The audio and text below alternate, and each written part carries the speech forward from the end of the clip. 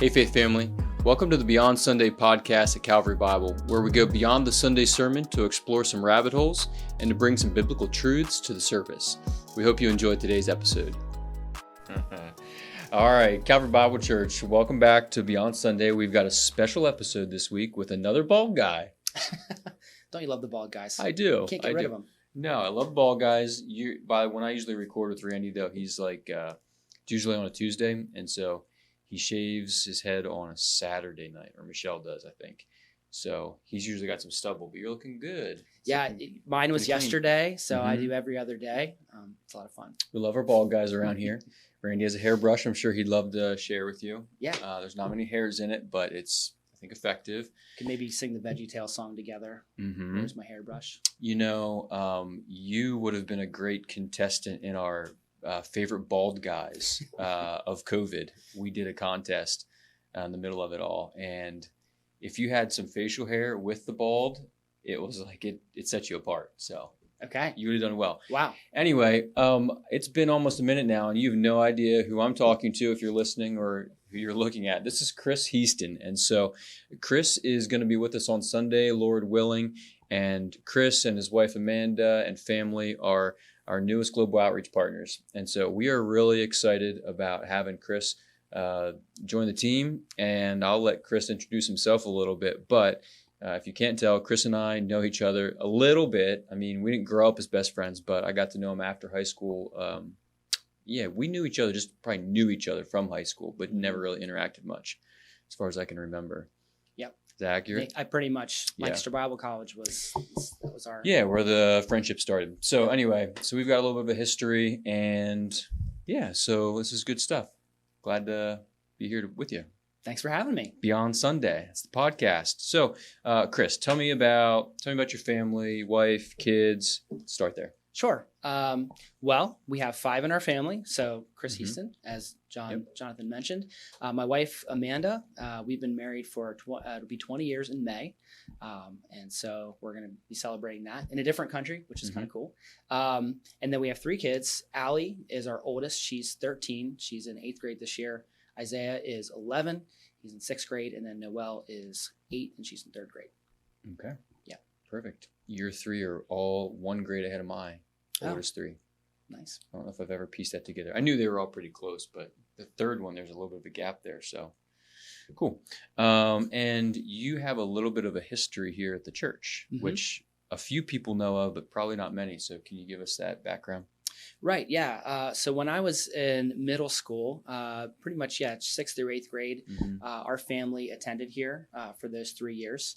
Yep. And so, got to be involved in the youth group and get to know some of the people here, Andy Mumper, and there's others that I could mention. I could go in a long list, but I was just shown an old directory where our family was in the picture there. And No way.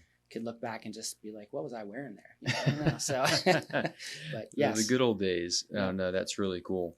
And so you're back in a degree in a really neat way, and God's sovereign over all these things. So he's not surprised. So that's pretty cool how he works. But you've been down at Community Bible Church. So I failed to mention that, but Community Bible Church just down the road here in Marietta is sending church. Chris has a long history there. He was in student ministry at the same time while I was, and so there was definitely some interaction there too as our paths crossed. And even plugging away at the middle school, I think, on a project or 2. So so that's a little bit of that history of Chris, and like he and I said, LBC is where our paths crossed. I think it was in the grad program though, wasn't it? I think we had a couple classes in the undergrad. We were the commuters, and so we were kind of like the commuter club. Yeah. Studied in the library. Eating bagged lunches. Hanging out in the library a lot. Yeah, that's good. Austin knows what that's about. Yeah. The cool commuter club. No, that's really good. So now we want to get to know your family a little bit better. So you mentioned your 3 kids. What do you guys like to do for fun? Like you guys got a vacation that you like to do? Or I don't know, we're not kind of like a same place every year thing. So we'd like to try different things. So Some of us in the family that really like to go to the beach, Mhm. Ocean City, New Jersey, or Maryland. Sometimes we like to mix it up and camp at the beach. Okay. My wife's not a big fan of camping, so that's like our compromise with Okay. the beach camping trip. Okay. So You're that's more a of lot the of fun. camper. She's more of the beach goer. Right. Okay. Right. But a lot of our vacations are visiting. Since we have family in different states, we'd like to visit.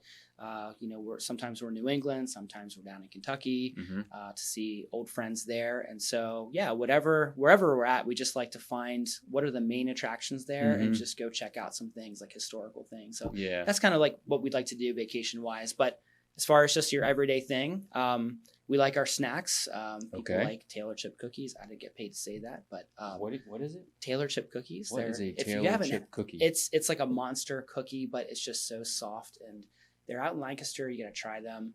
They're It's probably a the best. brand of cookie. It's a brand of cookies. Probably Like a local, obviously. It sounds like it. it is. Yeah, you even get Where free do you get stickers 'em? there. Go on Manheim Pike. It's Mhm. really it's close to the Chili's.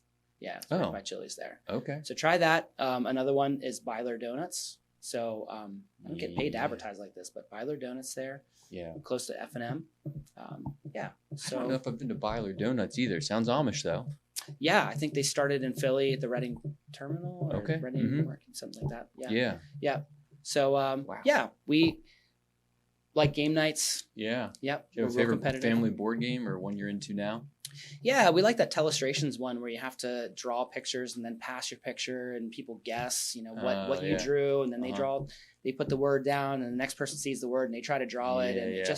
it'll start That's with fun. pickle and end with Santa Claus or something. I don't know, Yeah. it's really weird. Yeah, that's fun. We've played.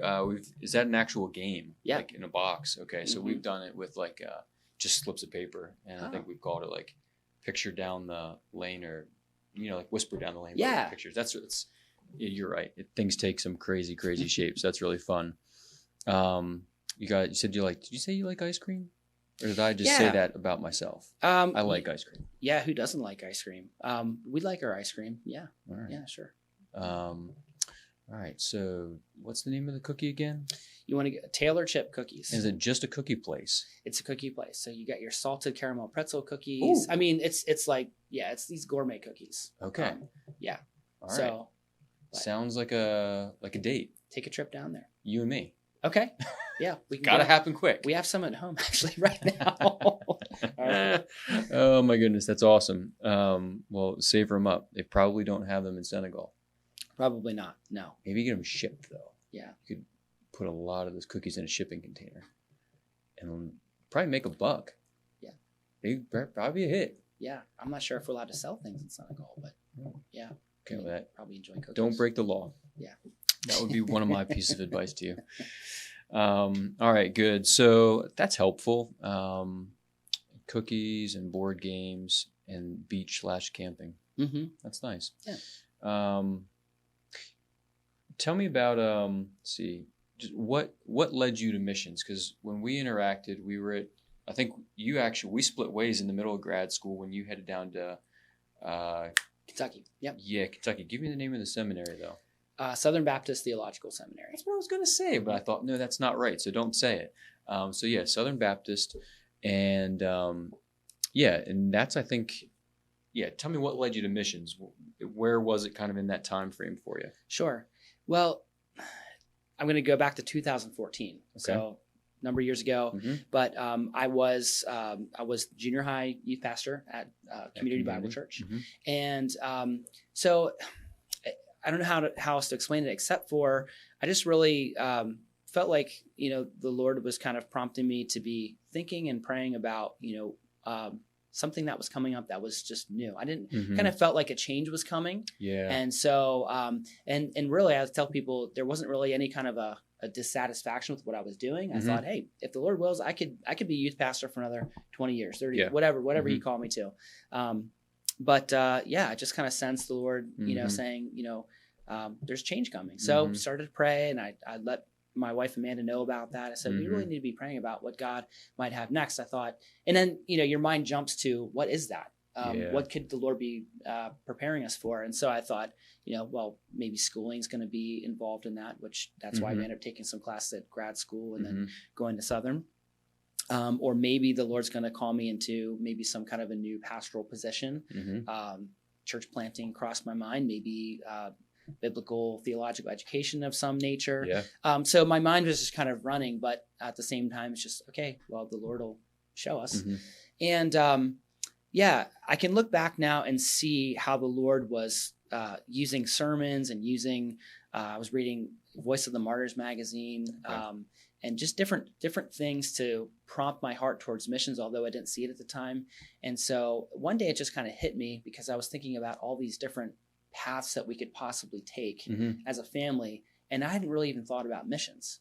And it just kind of hit me the one day. We were actually on the way to church. We had a 2-minute drive to church. And I just looked over to Amanda and I said, "Hey, honey," said, "we ought to pray about the possibility of going on the mission field." Yeah. And she just looked at me. You know, we got the 3 kids in the back and we're almost at church. And she's like, "You're bringing this up now?" And so I just remembered she kind of just laughed at me. Yeah. You know? So I said, can hear that laugh. I said, "Yeah, we'll talk. We should talk." And then 3 weeks later, she came to me. She said, "You know, I really apologize for laughing."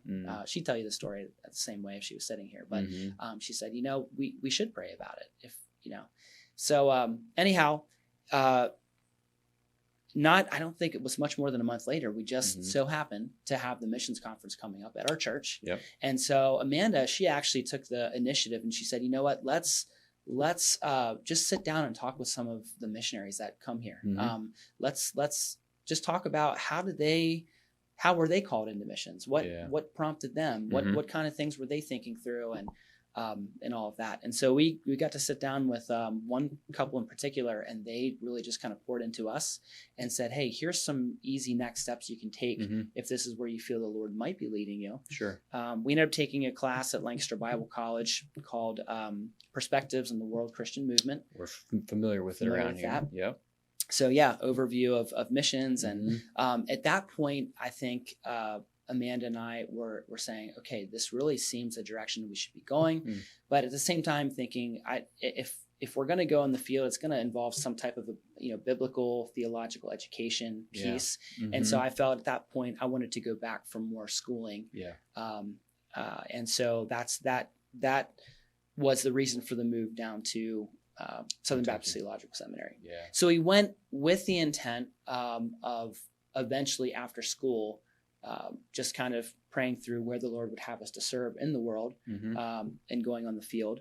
And but school was first. And, through that process of school, there's more to the story of how we ended up in Senegal, which I think that's coming up. Yeah, that is. You mentioned it. You're heading to Senegal. Again, I'm not a great interviewer, so I can't remember if we asked that or covered that already. But Senegal, that's in the western horn of Africa.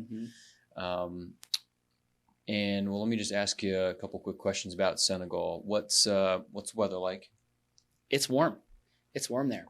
So you're going into dry, hot heat? Yeah, dry, hot heat. There are some humid months there. The monsoon season, about 3 months out of the year. So it rains for 3 months, and then it doesn't rain until monsoon season comes back around. That sounds like Africa to me. Yeah. But I'll tell you, what was it? I think it was Tuesday. Stepped outside. It's 20 degrees. I was just like, wow. Here I come. I remember yearly why I don't like winter. Yeah, I know. In some respects. But then I would just flip over on my phone to what's going on where we're going to live, and it says 90 degrees, and I'm just thinking, wow. That's one perk. That is a perk. Yeah. Now, in the summer, you've got the hot, humid, around 100. And so there's days you just don't want to go outside. Sure. But you kind of, I'm kind of one of those people that's weird that I'd rather be hot than cold. Yeah. I get that. Actually, one of my friends here at church is moving down to Florida, and he's like, I just don't like the cold. And that was a big reason for it. So I get that. So that's the weather. What's the primary religion or spiritual direction of the country? Yeah, primary religion is Muslim. So, if you look on Joshua Project, they give good overviews of countries and kind of the state of their religion there. But yeah. Is that like joshuaproject.com or something? Yeah, joshuaproject.net. It's very similar to an Operation World, if you're familiar with that resource. But they say about 90% claim are Muslim adherents. And then you have about 5% Christian. And among that, you've got, I think it's 0.2% of those Christians who would say they're evangelical. So that kind of gives you an idea of, Gotcha. Yep. Okay. So I think one of my last questions for you is now, why Senegal? Why Senegal? What led you there? Because that wasn't where you started. No. Direction. We, when we were in seminary, my wife and I said, we need to, as we were praying through, Lord, where would you have us go? We thought one good thing to do is we should maybe take a short-term trip together and, just go somewhere. And so we ended up going on a seminary trip to India, and we made a really good connection with the guy who was studying at the seminary, who was his family was from India, and he was saying, "Hey, why don't you come over and serve with us?" So when we moved back to Lancaster after seminary was over, that was kind of the direction we were headed. But just trying different avenues of getting in, it just seemed the Lord was closing the door there. And so our missions organization, knowing that we had wanted to go to India, they said, how about we just go back to the drawing board, because it just seems that the Lord is redirecting you. And so our organization Crossworld, they said, hey, let's think about not necessarily the where, let's think about your gifts, how the Lord's gifted you, and what fits, and where in the world that would fit, where we have some teams. And so one of our mentors, coaches said, hey, what do you think about them joining the team in Senegal? So for us at that point, we were on a Zoom call because, that's how it is nowadays. But I remember pulling my phone out of my pocket under the table and looking, where is Senegal? Because we had no idea. My wife and I just kind of gave each other the look of, where's that? What continent is that in Asia? Yeah, sure. And so once we found that out, the next step was, okay, well, let's talk with the team leaders there. So we had a good hour conversation with the team leaders. They served in Haiti for 20 years before they moved on to Senegal. And we just had a great conversation with them. And, he talked a lot about opportunities for biblical theological education for pastors or those studying to be pastors there. And he said, brother, there's plenty of work in that field here. So our next step was to go on a vision trip. And that was right about a year ago. It was January 14th to 21st last year. And we just prayed as we went, Lord, if this is the place, help us to have team unity, help us to get to know these team members, and, that we're on the same page ministry wise. And when we left there, we just had a sense of, okay, this feels like home. And so that's a good feeling. It's a very good feeling. Yeah, very good feeling. So it just, we really felt confirmed in that. Yeah. That's really cool. A couple thoughts come to my mind. One, it's an amazing thing as Christians that we can feel like home in a place that's really not our home, because this isn't our home even, you know what I mean? So this is all temporary, and we can really set up camp wherever. And then two, just to think through, like, I think there's maybe a mindset, I don't know if it's a traditional or stereotypical, but that missionaries kind of have to fit a certain mold. But the mission field is wide open. So it's open to a lot of different people with gifts and skills and abilities and interests. And so I think that's interesting and neat to hear your journey. What are some things that you are really passionate about?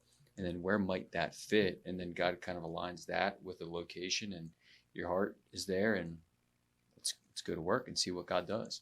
That's really cool. We've just been covering some core values around here on Sunday mornings, going through a series, and this past week we want to be a disciple making church. So thank you for being a part of that.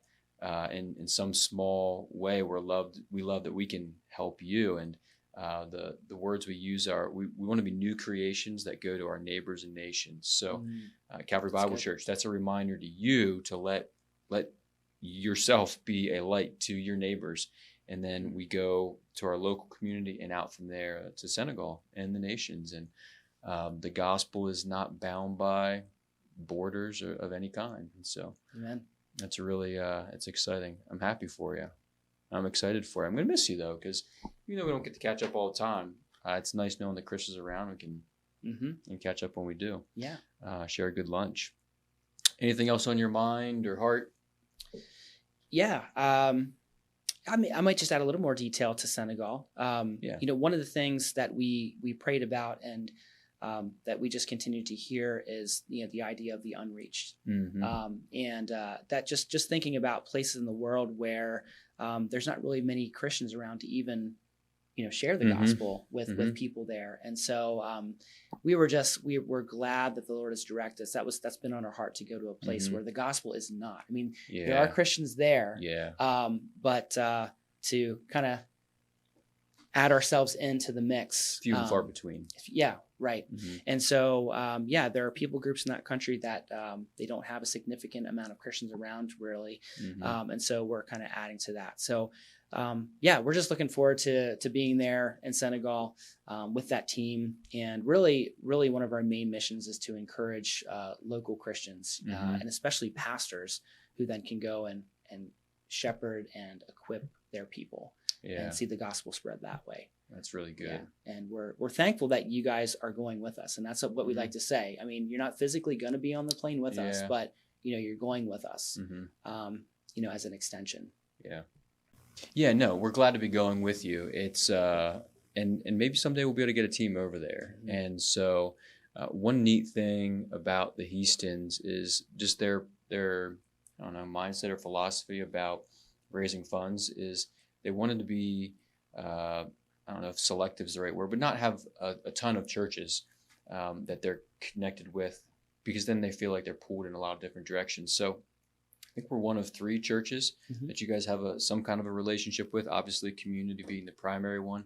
But the fact that it's just down the road here in Marietta, when you get home on assignment or for a break, we'll have an opportunity to catch up and see you guys.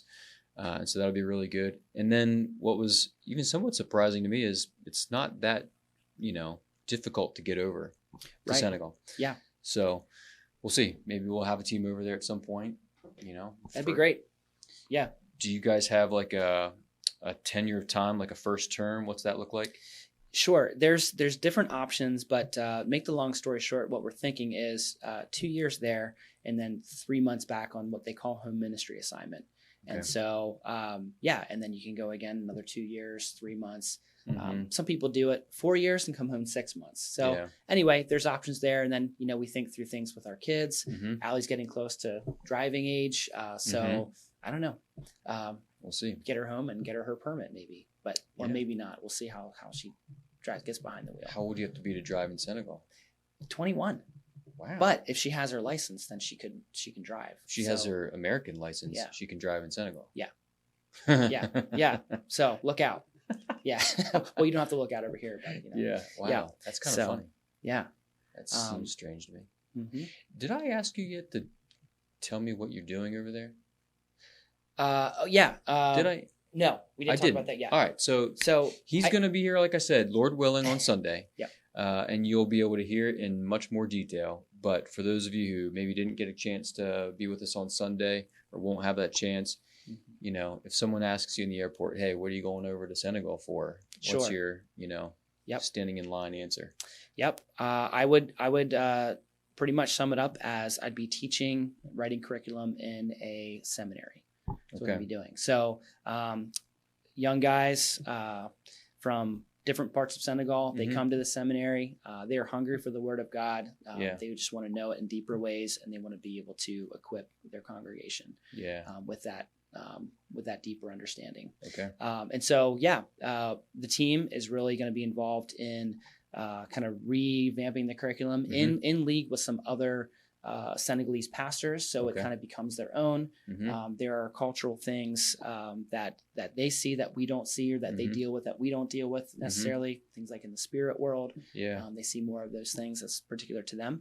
And I'd like to as well establish kind of like a follow-up ministry to those pastors who finish the program and go back to their villages, just to kind of check in, encourage them, just continue that relationship. I would imagine, especially in that country, pastoral ministry would be a lonely and daunting field. So to have someone just there as a prayer support and a relational encouragement would be big. So I think that's a really neat aspect of that ministry too, to actually be out, getting your hands dirty, being with the guys in their ministry. It's really cool. Nice deal. I'm excited for you guys. All right. Well, Lord willing, they'll be back on Sunday, and they're leaving on Monday, flying out of JFK. So keep them in your prayers, and we're excited to get started with them here, and just thought this would be a neat way for you guys to get to know him a little bit more. Because now you know that he likes these cookies. What's the name again? Taylor Chip. Just think chocolate chip. Just insert Taylor. Taylor Chip. Like Taylor Made, the golf. There you go. And I didn't get paid to say that. We're just doing commercials today. Sponsored by Taylor Made, Taylor Chip. All right, we are heading in a downward spiral quickly. Thanks for joining us. Thanks for hanging in there with us, Chris. Appreciate your time. Thanks for having me today. All right, see you guys. Love you. Thanks again for joining us on today's episode. And remember, our Sunday sermons are meant to lead us to a life of worship beyond Sunday.